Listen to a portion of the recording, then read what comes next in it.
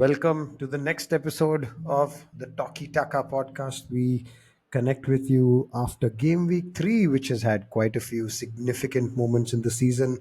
To start with, Arsenal dropped points against Brighton. That was a big surprise, although there was a red card, which we might discuss.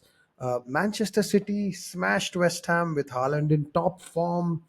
We had the big game of the weekend. Let's face it, Old Trafford, Manchester United lost to Liverpool 3-0, and a few other big games as well. Bournemouth doing the unthinkable, coming back to beat Everton, who were leading 2-0 up to 88 minutes and ended up losing 3-2.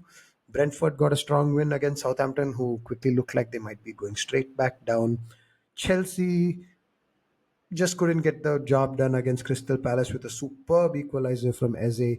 They finished 1-1, and Newcastle surprised a lot of people, and they beat Tottenham Hotspurs 2-1. So quite a few interesting games. I know we're going to be talking about the big ones in this week's episode, but before we get down to the details, we have a new member of the podcast returning after a long hiatus. Welcome back, DSK. Great week to come back. Last time I stopped was because I was quite depressed with how United results were going. Now I think it's reached a point where I don't think I'll get disappointed anymore. So yeah, great to be back. Nice. What was your talking moment of the week, DSK? In a game which was full of lows, Casemiro lying low on the floor and desperately trying to handball to avoid a counter attack. Yeah, very very sad to see probably one of the greatest defensive midfielders of our time being reduced to that level. Yeah, that's probably the point that hopefully things improve for him and United from here on. But quite sad. Yeah, there was a quote I think from Jamie Carragher: "Leave the football before the football leaves you." I think that was in response to the Casemiro first half performance. I'm sure we'll get into that in more detail. But before that, RK, any brighter talky moments of the week for you?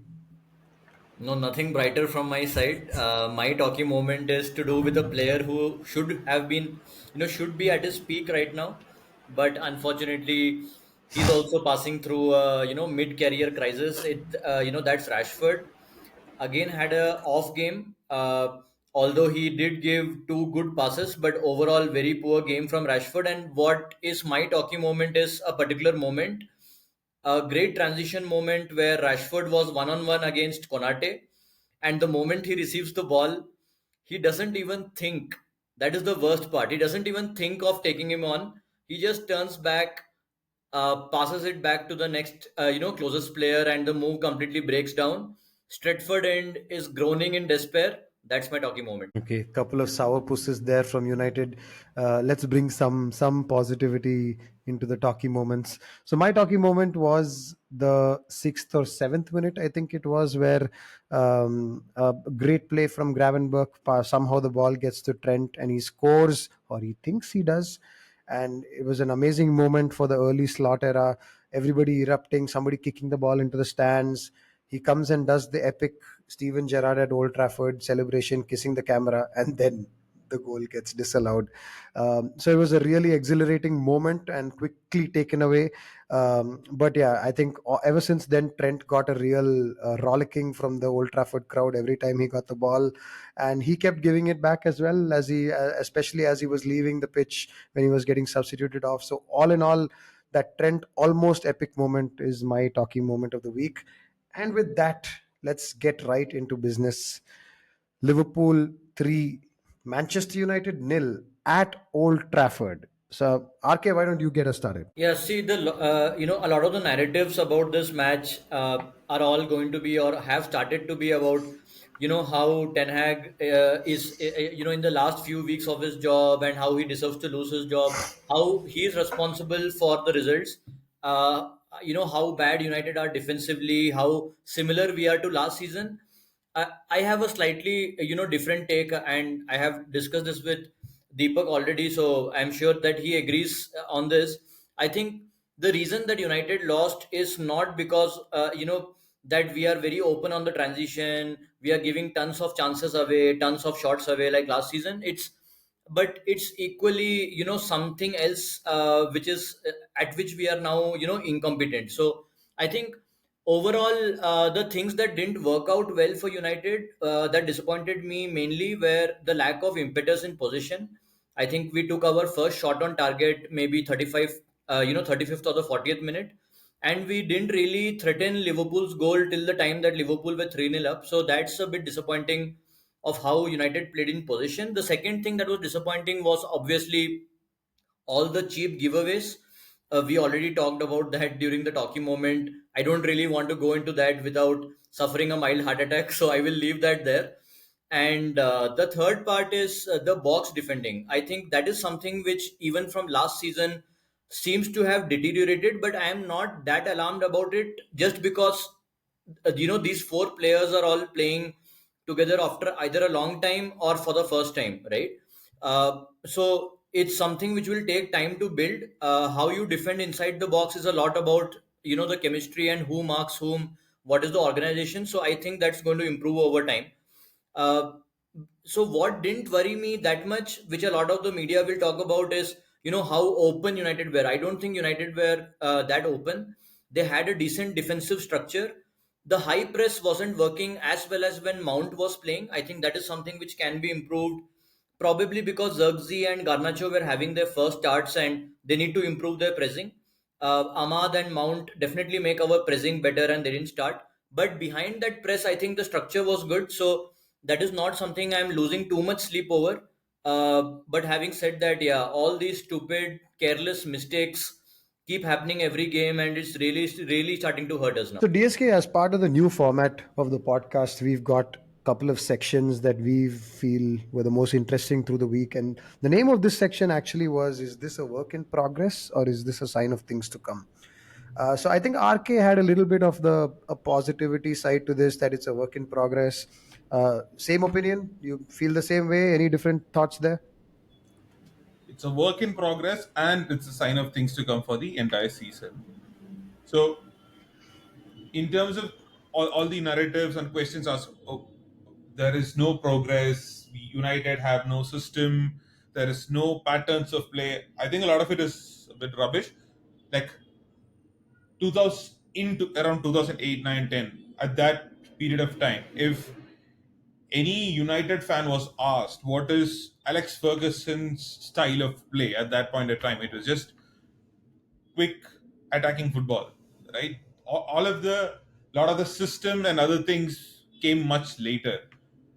In a similar way, that is that is quite similar to what Ten Hag is trying to implement. He wants to play. He wants to either do a high press, win the ball, attack at speed, or if they pass through it, win the ball, attack at speed. Right? Why is he playing that? Because his Ajax team played slightly differently. I think with the players he has, with Bruno Fernandes, with Rashford, Garnacho, Hoyland, I think this is the best system suited to these players. If he wants to implement something else, he'll probably have to leave out, and that's probably not the right thing to do because he'll need few more windows to clear out a lot of the players. Now, the concern that you have with the system is that it requires a very good pressing system. So when, as RK mentioned, when Mount and Ahmad play, the pressing is really good. It was not that great yesterday. The second is if the opponents break the first press, then you need a Mainu and Casemiro to cover a lot of ground and win the ball quickly. Casemiro was not great when he came to United, and in the last two seasons, he has further deteriorated. Will Manuel Ugarte help? Yes, but of course, his dual success rate in PSG was around 75. You'll need probably somebody to do win around 85 percentage for United to be a top floor. Also, if Ugarte gets injured, knowing United's injury record, you don't know you'll if he doesn't get injured in 3 months' time, I'll be very surprised. If that happens, then you go back to Casemiro. And I think one of the things I think I've read from sources is what Casemiro is also not very happy is the system exposes his flaws, not highlights his strengths. So the question here is, should United play a system which is more suited to the strengths of some of the players, similar to say what United played for majority of 22-23, or do they go continue this high risk, high reward, where if if they win or if they are able to, they probably score more goals. If they are not, they get exposed. I do not have the right answer. I've tried thinking why has Ten Hag not tried to implement some of what he did in second half of 22-23. What I feel, or the only logical explanation is that is a system that a lot of teams could easily negate, especially if they play a low block. United did not have any answer to it other than some individual brilliance. So I think the logic would be to either high press win the ball, bait the team, or win and create those transitional moments. So that's probably the only logical thing. If United in 2 seasons back, United did not do a lot in his new system, so he reverted back. Last year he did not. Uh, which way would he go this season? I'm not sure. I feel that he might still continue to persist.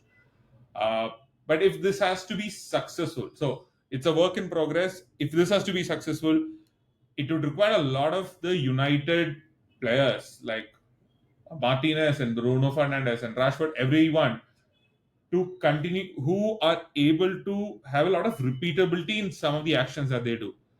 Are they the right set of players who can do it? I doubt.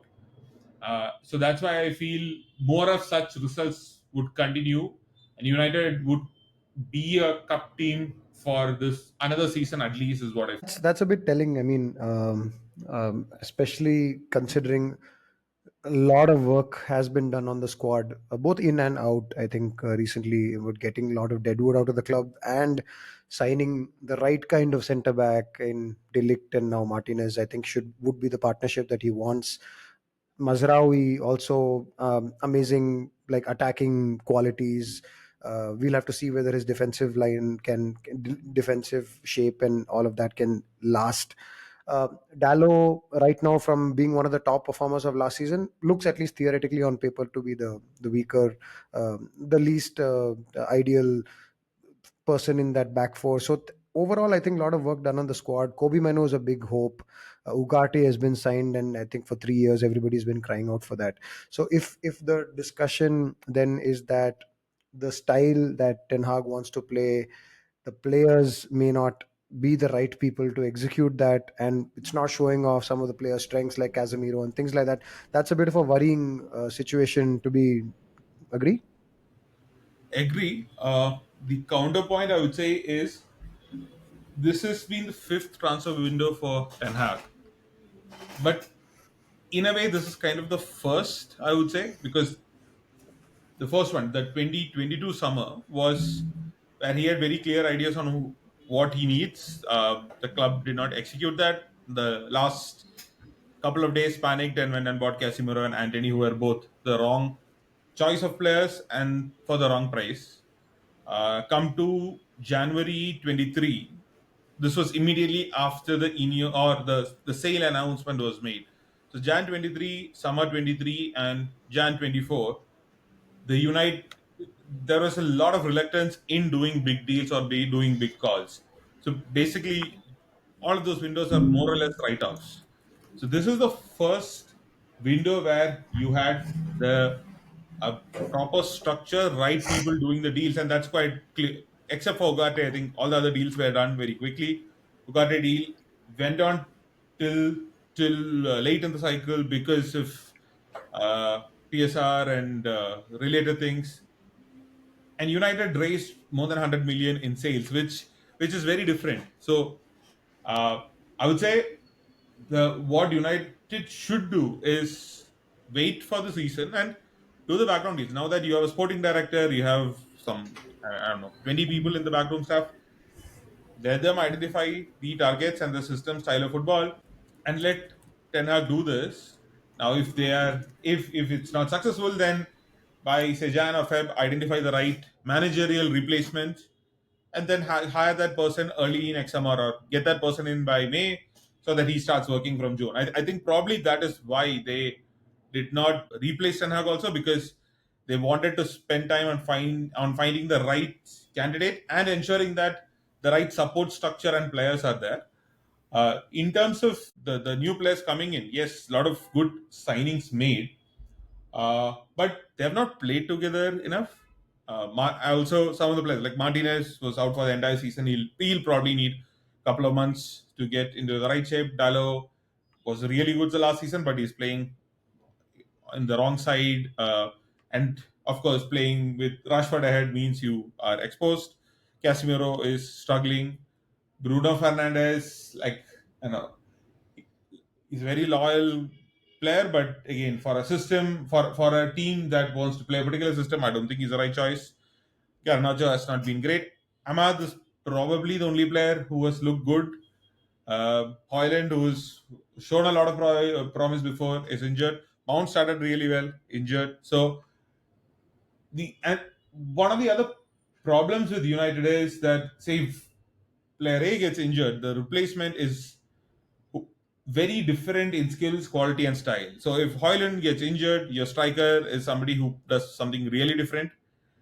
If Mount is your number 10, Mount is a hard-working, very good presser. He's the one who starts a pressing trigger. He and Bruno Fernandes are very different. Casemiro and Ugarte similar. Maino Eriksson maybe slightly.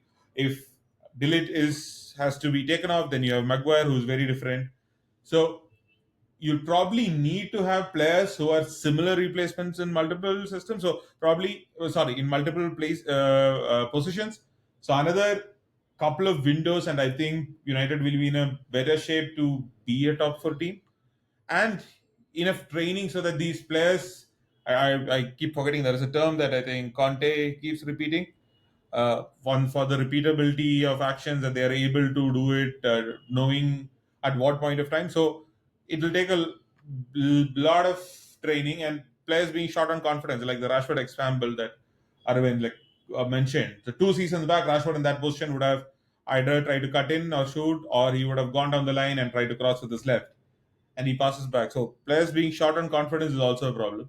But yeah, patience is what is required, and some of the Twitter tacticians and other pundits gaslighting is probably half of the reason. So something that I did, I was texting Arvind also on the same thing, is yeah, the number of people I unfollowed or muted so that at least I have peace of mind knowing that yeah, this is a work in progress. It's going to take some more I time. think what's also a work in progress, but turning out to be much faster than people thought is, Gravenberg. I thought he had a great game yesterday. Especially, he had, 3 or 4 breakaways from the base of midfield. I think one was like one of those is probably the disallowed goal, if I remember it correctly. And I was also seeing his passing or his carries map on Athletic today morning, and you could see even on that map there are some 5 or 6 major carries. Where he goes, like it seems like he's going more than a quarter of the field. I don't like. I need to watch the game back maybe to see how Liverpool cover behind him, and maybe rather you can explain that better. But I think that was one of the main takeaways. The second thing is about Brighton and Liverpool. Again, it's all about the media narrative about how great these teams are, right? But for me, I thought, maybe Klopp's Liverpool yesterday would have completely, I think, finished us off yesterday, and it would have been proper ruthless stuff in the second half. I think Slot is someone who is probably much more on control, and he's happy to sit back. And I think I saw that against Brentford or Ipswich as well. So, Radha, what's your thoughts on these two things? Yeah, I think there's been a huge difference in that control aspect and the lack of chaos. I think, which maybe also plays a part in how little we've seen Darwin Nunes play in the first 3 games so far. He really values playing a high percentage outcome pass rather than perhaps like the early but more dangerous pass, which was Jurgen Klopp's forte. Jurgen Klopp's forte is like win the ball up high and then you have very few passes to get to goal. But his is also win the ball high, but then assess the situation and then keep possession of the ball, because it takes a lot more energy if you're quickly running back on the other way. So in that sense, there is a huge change in a lot of people. Dominic Sobozla is one of them. Gravenberg, of course, like I think he's just loves that this manager change has happened. I think because he's from a eight who was kind of trying to figure out what his role in the team was. He's now like a almost like a double pivot who is the first name on the team sheet, and he's not a defensive midfielder in the true sense where he sits back and waits for people to come onto him, and but he has this front foot nature about him where he sticks his foot in. He did that a few times yesterday, I think, and he just intercepts the ball well, which happened for the goal finally. He receives the ball so well, like for the Trent goal, which wasn't given. Van Dijk cuts through three players with a pass, and he just receives the ball on a turn, which just takes off a fourth player. And he's through on goal. So he just had nobody between the midfield and the defense after he took that ball with that touch, a little bit like Thiago did. So in that way, he's loving the setup. Sobozlai is another guy who's loving the setup. I think Sobozlai needs to little bit reduce the brief on, hey, let's pass the ball. He had an open goal attempt that he could have taken towards the end of in the second half, and he decided, hey, let me cut in and see if there's a cuter pass that I can play, and really messed up the situation. And he's somebody, at least in the past, has been known to shoot from distance, but no sign of that at all so far under the Slot era. He's always looking to pass, which is good. And I think there was one particular play in the second half, which just absolutely in the last three games, that's one thing that we've seen multiple times now. There was a play where there was just a one touch, all on towards the right side of United's box, and there was just like one touch all through the place, and then the ball got released to a midfielder. I think it was McAllister, and then somebody made the run in, and because the passing was so quick, the organization was not great around it. Two people ran behind the same Liverpool player, leaving the right back free. To get the pass in the edge of the box, and another great chance that was created from that. We saw a similar thing last game where Salah played one touches all around, and just the pass, the quick passing and the movement of the players really creates space and distance. So it looks much more calm and relaxed and composed, and I think much safer. Especially in the first half, we were playing very safe. I think we were slow. I don't think we were like pushing United at all, but we were almost playing with the part that, okay, let's keep the ball, let's make sure that we don't concede a goal, and we'll have chances in this game. And that happened to be the case. I think we got some belief after the Trent non-goal, and then we just kept waiting for the right moments, and two great pressing related goals that we scored finally. Both United player had the ball, and then we ended up intercepting or getting the ball off him and scoring directly off that. So he'll be happy because he does prioritize that side of the game as well. I think a lot of good signs. So work in progress for sure. I was waiting to see them against a slightly better team. I was not. I was not at all expecting the game to be that straightforward. At least the way that it turned out in the first half, I didn't expect it to be so. No worries at the back, at least in that game. So it allowed us to kind of focus on taking our chances. So I'm still jury's still out. I want them to play against, say, yeah, maybe a Brighton or a Arsenal or a Man City, and see how they can do against those. But anyway, I just mentioned one of those teams. We promised that we would talk about it in this episode. The big one, right? Can Arsenal keep up with City this season? Can Arsenal keep up with Haaland this season? What do you think this title is going to go towards, and who makes your top four? I'm going to start with you, DSK. Can Arsenal get the job done this season? Too early to call that.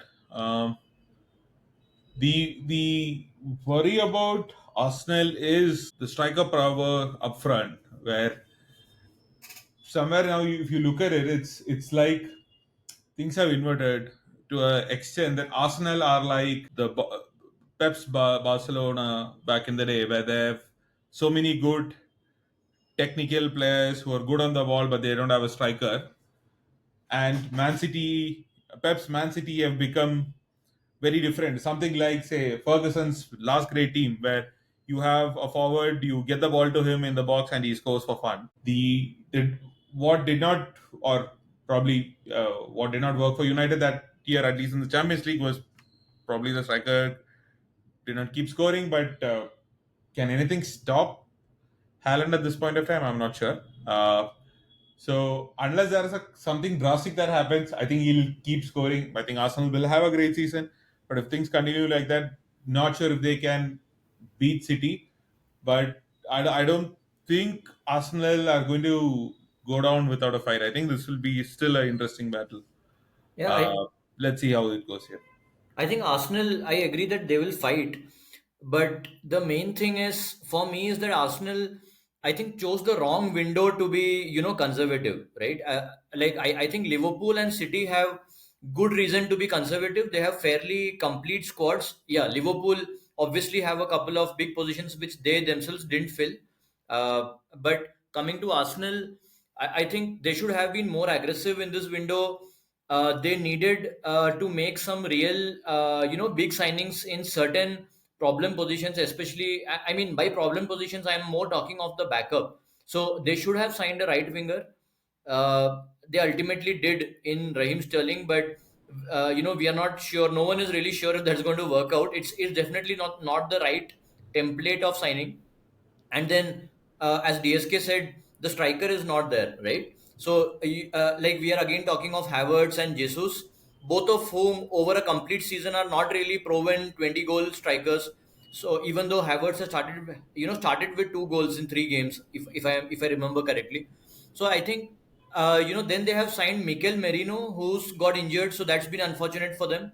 But even if you look at their midfield, right, it's not really having that much depth. You're talking of Jorginho, Rice, Merino, Partey, and Odegaard. So Odegaard again doesn't have any backup. There's no number 10 in the squad at all, right? So I think there are 2 or 3 positions which Arsenal should have gone That's for. why I thought the end to their window was smart. So they don't have a striker. They signed Raheem Sterling. They don't have a right wing backup. They have Raheem Sterling. Raheem Sterling can play at number 10. Also, can he play number 8? Maybe. So, but yeah, Raheem Sterling is the answer to all of their problems. Hope your brother listens to this. Yeah, so I think Raheem at least will take some amount of. I hope he will take some amount of stress off Saka. I do think that he's going to be a rotation kind of player at Arsenal, and I don't know unless Martinelli has degraded so much that he becomes a starter down the left. But he is a potential person who can help Saka with his workload. Yeah, Odegaard, no idea. I think Fabio Vieira probably didn't work out so much. Maybe they weren't able to rely on him anyway, so they made the call to. But in that case, Smith Rowe was also sold as well. So maybe they just felt that they couldn't reach the level. Or maybe there's a PSR pressure, and there was some rumor about that as well. So yeah, I think at the I think start of the season I had more belief that Arsenal can get the job done because I was not paying so much attention on Arsenal's work in the transfer window. I was looking at City's and letting Julian Alvarez go after letting Gabriel Jesus and Raheem Sterling go the previous season, after like letting Cancelo and Zinchenko go in the previous season, and only signing Doku, Savinho, and who's the Croatian centre back who's playing left back. But What do you? basically, yeah, so basically just these guys and letting a lot of squad depth go. I just wondered how long can they get away with it, like really. I thought, I know they've got Gundogan back. I mean, that's a coup, and but he's also getting old. I don't know how significant he's going to be. Matheus Nunes is a write-off that clearly hasn't worked. There was talk that they were trying to sell him as well, so I'm not sure that they were in the right place. But then a Haaland in form kind of papers over some cracks as well. So that could just change everything. I think that is the difference between the two squads. They have Haaland and they have perhaps Havertz, who's not the most dependable. Jesus, who we know cannot be depended on like a Haaland can. So that might be the turning point, and I think they should win it. But okay, quickly, what are your top four? So I think all three of us have City to win the league. Do you all have Arsenal to come second? Yeah. I would put it the other way around. I would still think something miraculous would happen. And see, if for some if Haaland gets injured, I do not know where the goals are going to come from for City. So I'll stick my neck out and say Arsenal first and City second. Yeah, City first and Arsenal second for me. Liverpool, probably, I always thought that they would be able to finish top four. I would put them at third for now. And who do you guys? Okay, so I have Arsenal finishing second and Liverpool finishing third as well. So the big question now: who do you think finishes fourth? Yeah, I know I'm repeating last season's standings kind of, and again we are very early in the season. A part of me still hopes that United have enough to turn this around, but I would go with Villa. They have kind of continued from where they left off last season, looking pretty solid in possession. They have players who help them build out from the back. They have added Onana, who gives a bit more defensive stability. They seem to have very talented forwards as well, who complement their fast transition style of play. Like even John Duran, their backup striker, has already scored 2 goals. So things are looking pretty good for Villa, and it'll take something to kind of slump in form or someone coming up better than them to invert it. So I would still go for Villa in four. DSK? Chelsea. Oh my goodness. Okay, I need an explanation. I think I think they played pretty decently. So I think it'll be quite similar to last season for them. Started off because too many new players adjusting. Now they have new players and a new manager, so they'll need some time. But once they have their main set of players, I think their defense, their fullbacks, their center midfield, and the wingers are pretty strong. Their striker is a bit hit and miss, but I mean, with the number of chances that they create, even if he takes like 2 in 5, I think they still win. So I think they'll probably be around fifth, sixth for the first half, and then they'll pull things together. Is what I feel. Also, not sure of the strategy. If I remember correctly, they have the Nations League, so what the Conference League, right? So I feel that they will probably send a set the 20 players who are rejected. I think they will probably play that league. So if that is the case and they keep the main set of players without Europe, I think they have enough time to train these players and do quite well. So yeah, I think they'll probably pull a surprise. Those Yeah, 20 players are not going to play a single minute DSK. Let's see. yeah, I'm not sure. I'm not sure about Chelsea. I think I honestly think it's going to be between Spurs and United, and I don't think again. I think Villa the games will catch up with them. They have a very serious different competition to focus on this time, which will be hard for any team to manage. Forget about a team that's doing it for the first time. I think that will have its impact for sure. Do they have the squad depth? I think with John Duran.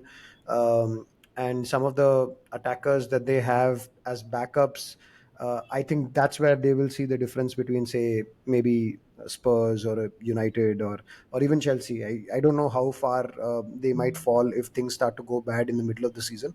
But yeah, I think United have personnel now. I think I was not still not seen anything yet that suggests that okay, he's going to be a consistently result machine kind of manager, which is there to be seen, which is yet to be seen, I think. But the personnel in terms of Delict, in terms of an attacking right back, in terms of a destroying six, in terms of Hoyland, and now he has Xerxes, which plays a different way. I understand what DSK was saying earlier about everybody being slightly different, and that can be a problem, but that can be a good thing as well. It gives you some options if things are not working. So in that sense, if but this now onus is completely on Ten Hag. It's all about coaching. If he's able to find a system that actually what DSK was saying about brings out the strengths of his squad, I think that's going to be a difference maker. Spurs, I was just saying because I think they've added goals to the team from last year, which was already playing well. A guy who got 20 odd goals last season should help them. But yeah, you never know what can happen to Spurs, and he's also technically unproven in the league as well. So it's just been one season for him. So if I was to push right now and say which one between Spurs and United, I would probably go United, but I think Spurs have a good chance as well. Yeah, I think Spurs, the problem with Spurs is I think they have become better at what they were already good at last season. If you see the pattern of the 3 games so far, they're able to dominate games more, they're able to press higher. Their fitness seems, better than the other teams. But the things that they were not so good at continue to be really bad this season as well, which is primarily the set piece defending. That's been pretty shambolic this year as well. And the defending on transitions.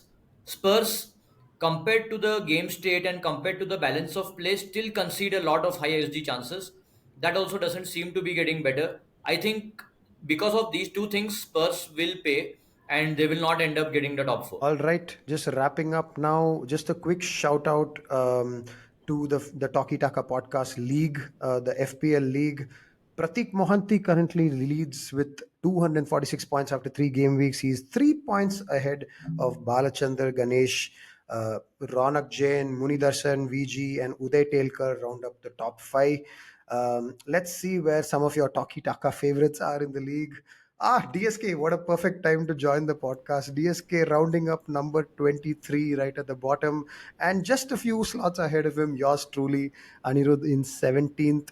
So, yeah, it's suffice to say that the Talky Taka League is off to a great start in the FPL leagues. But good luck to everybody who's playing. I think DSK and me can bow out gracefully already from the league. And if you did not have Haaland and you did not captain him for three game weekends, I don't think there's any chance that you can catch up. Yep. I did. I had Haaland and I captained him. I'm still bloody 16th or 17th or whatever. Okay, so So, I yeah. did not have Haaland or Salah, so Yeah. Oh, wow. Okay. Anyway, so I think we still have a few things to talk about. For example, we will catch up on Everton and some of the mess that they created for themselves. We will also talk about some hopefuls like Villa, like Spurs in a bit more detail next episode. But until then, have a great week. And actually, we'll see you after the international week, after the next game week. So a bit of a 1 week break from us. Until then, see you later.